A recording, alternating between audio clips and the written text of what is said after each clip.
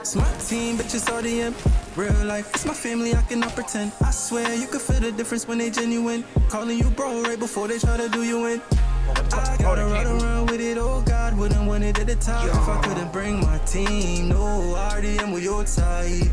You know the vibe. Big head split roll out with me lighter. Bad gal, I'm on me like. Come baby, talk to me nice. Ooh la la la la. What's up? What is good? We are back. I'll repeat. We are back with what? Embarrassed. I'm not even gonna try to say that right now. I ain't gonna hold y'all. I've been smoking. Dumb ways people died. We're gonna just put it like that. Funny, silly ways, goofy ways. People who was being little silly geeses out here. People who was being little silly gooses out here dying on some dumb shit. So without further ado, we're not even gonna look ahead. I'm not gonna apologize for no audio issues because we should not have any. So without further ado, let go. Sometimes it really does seem like the world is getting dumber. That may be partly due to the fact that our incredible social systems of medicine, community, and welfare have effectively wiped out natural selection for us humans. But every once in a while, someone worthy of a Darwin Award removes themselves from the gene pool like a deer with a penchant for highway jogging. Join me now as I take a look at some of the most mind-bogglingly dumb ways people have died. Leap of faith.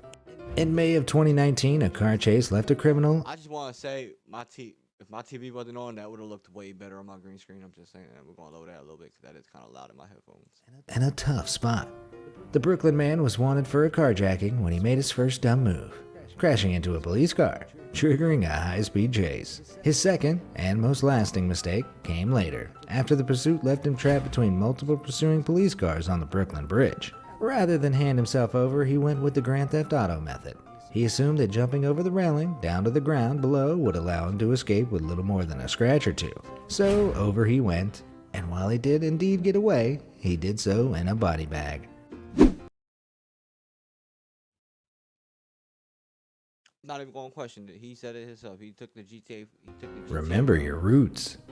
There are many embarrassing ways to die, but falling victim to the wrath of a root vegetable has to be near the top. When out on a hunting trip in 1881, British politician Sir William Penn Galway entered the annals of ridiculous history when he slipped and fell onto a turnip. The turnip, renowned by his fellow turnips as a violent brute, caused severe internal injuries to the politician, and he died that day, age 74. Turns out vegetables aren't so good for you after all. World's longest breath holder. I could think of better ways to spend a Saturday night than a... Yo, I forget. Oh my God, it's Sarah. Damn, I can't do my little Jimmy when he be calling Sarah with the high pitched voice. I can't be doing that shit right now. I can't like raise my voice up that high right now. I'm sorry, y'all. But yo, you know it's illegal to wear some shit like this in church. I think it's in like Mississippi or something. It's illegal to wear something like this in church. If it's like funny. I don't know how this ain't meant to be funny though, 'cause that's fucking hilarious. breath holding contest, but apparently boredom was at an all-time high for a New Jersey man in August 2018. Rather than holding the competition between friends on the safety... Shit, I'll be back real quick. Video cut now. Sorry about that, y'all. I had to go handle some business real quick. Let's get back to the video. I forgot where we left off. Of dry land, the man decided to hold his breath underwater on Lake St. Clair in Georgia. 7 minutes passed before anyone noticed anything was wrong. And this time, the undisputed winner of the contest had fallen unconscious and drowned, proving that real winners never give up. Cigarette burns. Hospitals are usually safe places for treatment and recovery, but a questionable decision made by an elderly lady in Haltern am See, Germany, brought a quick end to her own treatment plan in 2018. The lady, who was wheelchair-bound from sickness, wheeled herself outside for a nice, relaxing smoke. She seemed to forget that she was wearing an oxygen ventilator, which ignited when she lit her cigarette, setting fire to the plastic upholstery of her wheelchair. She was engulfed in deadly flames and scorching plastic and died soon after. Everyone knows smoking's bad for your health, but usually its effects aren't so explosive. Not the bees. I mean, realistically, smoking is probably bad for me. I shouldn't probably be doing it. But let's be real now. I could probably run a faster 40-yard dash than like one of the people who are advocating that you shouldn't smoke. Let's be real now. Picture this relaxing scene. Just saying. You're lying down on a comfy massage table, enjoying some nice therapeutic music, when someone forcibly stings you with multiple bees. Surprisingly, this is something people willingly go through on a regular basis, supposedly to relieve stress and muscle tension, and is a Well, listen, if I ever go to like a spa or something, they're gonna have to let me know if they're about to stab me with a bee because I'm allergic to that shit. So, I mean, they're gonna have to let me know beforehand because if I die at a spa, they gonna just be like, damn, we did our job pretty good. form of alternative medicine known as live bee acupuncture. All the bees that are used die in the process, but in 2018, they finally got their own revenge. The holidays. Again. Seize the season. Seize the Glenlivet. You see, every time a person is stung by a bee, their chances of suffering an allergic reaction increase. But for one woman who was unaware of this fact, her reaction came as a total surprise after having the treatment so many times. The woman immediately lost consciousness following one of the stings, and soon died of a severe allergic reaction. Don't mess with bees. Nick Cage knows this, and so should you. Escalator to heaven. You've heard of the stairway to heaven, but what about the fast track version? The only catch is, you never act. I ain't gonna hold y'all. That episode was low key kind of depressing. That Tom and Jerry one, because then when he got to heaven, I mean, it was like the bag that had like the water when it was bouncing coming out somewhat, like the little water drops, and then it had like kittens in there. I mean, that I ain't gonna lie to y'all. That shit is kind of fucking depressing. I'm not gonna hold y'all. Actually get to the top. This is the fate that met the guitar player from a heavy metal band whose name is so obscene YouTube would implode if I were to say it. A musical career dedicated to causing as much controversy as possible culminated in a rather unclimactic end when he attempted to ride his way along the rail of an escalator. He lost his balance, plummeted over the edge, and died on impact. His head struck a food court table, presumably turning some unfortunate kid's Happy Meal into a horror meal. Taking selfies to new heights. Some people go to great lengths for that perfect selfie, but apparently, these great lengths should never exceed 99 feet. The world learned this fact in 2018 when a British woman and her Australian boyfriend were found dead on a beach in Portugal. Piecing the evidence together, police concluded that the couple had been sat atop a 100-foot wall overlooking the beach when they dropped the I can't stress this enough. I'm fucking terrified of heights. The fact that people do this shit is beyond me. Like, phone they'd been snapping vacation pics on. They both reached to grab the phone, which had landed on a ledge just below them. Unfortunately, they both lost their balance and plunged the full distance to the ground below. As if to symbolize technology's inevitable takeover of the human race, the phone the couple gave their lives trying to save remained on the wall, unscathed. Trouble in the tub. We're taught from a young age that water and electricity don't mix, but for some people, this never quite sinks in.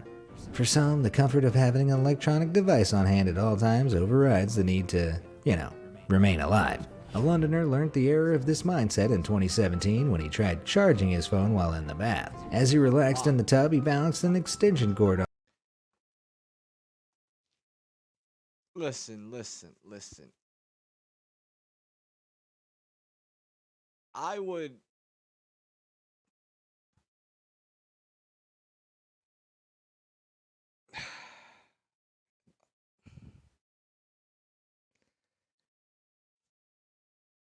love to meet these people's parents.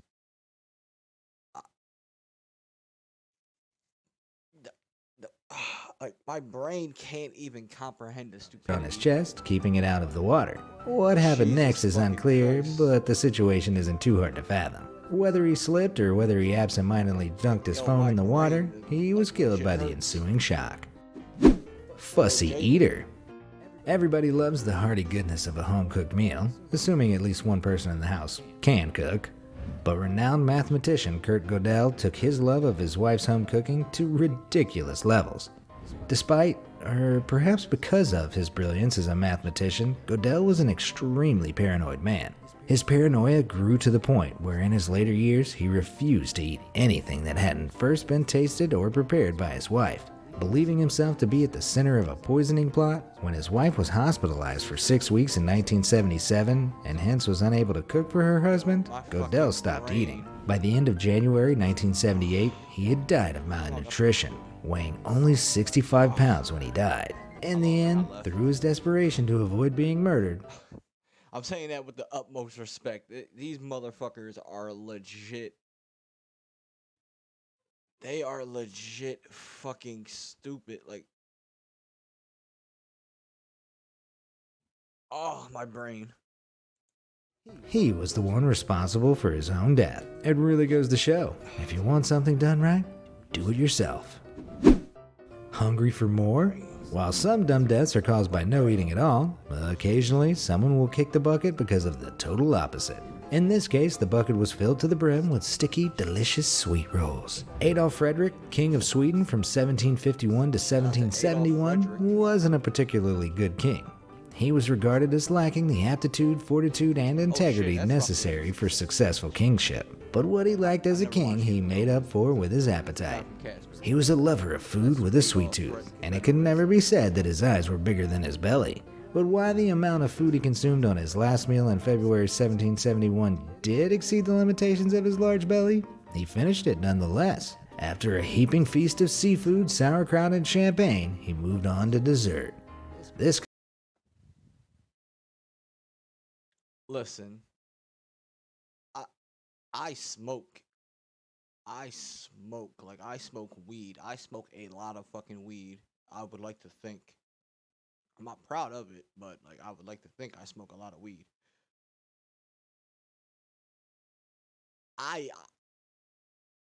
no matter how bad my munchies will ever get, I physically can't eat as much as this guy's eating. I don't. These motherfuckers was getting stoned back then, and I ain't talking about. Yeah, I mean that like Saudi Arabia thingy or whatever. Like I don't know. I don't want to sound ignorant to other cultures. consisted of no less than 14 Swedish sweet rolls, all dipped in hot milk flavored with cinnamon and raisins. While he was reportedly stockpiling for the Christian tradition of Lent, he clearly overshot his mark as his digestive system completely shut down and he died. Just goes to show, death by cake isn't as sweet as it sounds. A cut above the vest. Nobody wants to be conned when making a purchase. Indeed, being sold a stab-proof vest that offers the protection of a wet noodle is hardly an ideal scenario. But it should go without saying that testing the stabability of such vests should be done with at least one qualifying factor: taking the vest off first. Unfortunately, that first rule of Stab Club whistled in one ear, through the empty skull cavity, and out the other ear of one Englishman in 2018.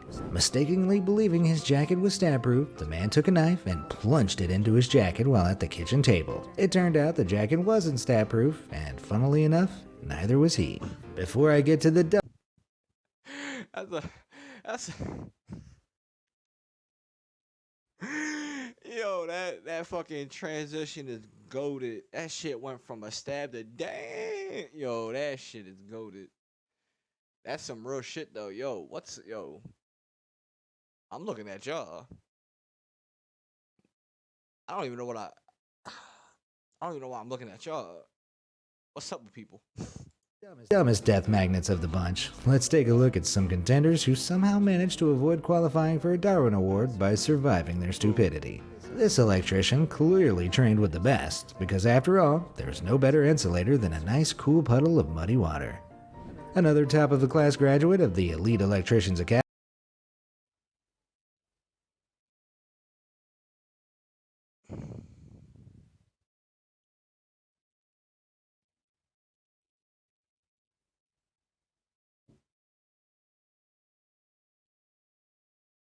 Academy is this fellow, who's also in on the secret that water and electricity are actually a great mix. But the rubber industry doesn't want you to know that. For any Darwin Award nominees watching, that was a joke. Anyway, this next close contender seems to be pulling a prank with a fuel-depleted chainsaw held alarmingly close to his nether region. But the risk to reward ratio of this particular prank earns this guy a firm position in the At-Risk Darwin Award Survivors Club. That's just no place for a chainsaw, joke or not. The final at-risk survivor is this fellow who let rage overcome any shred of rational thought. While his friend drives, he takes the noble position of car puncher, hanging out of the car window and attacking the hard walls of another vehicle with his bare hands. Like the genius he so clearly is. As his car swerves, he accidentally opens his door and tumbles gracefully onto the highway. Hey, at least he stuck the landing. Though if this is his reaction to a bit of road rage, I feel like his Darwin Award isn't too far away over the horizon. Hey, I can legally show this on camera. I can legally show this. Hey, oh boy, lucky I was in passenger, like in that car, cause that was my man's car type shit. And if y'all don't know, man's in Philly means friend, like your bro type shit. It's like some shit like that. Listen, we not even gonna establish that. But if that shit would have happened, I'm in my man's car or some shit. That shit, whoa, whoa, pop, pop, pop.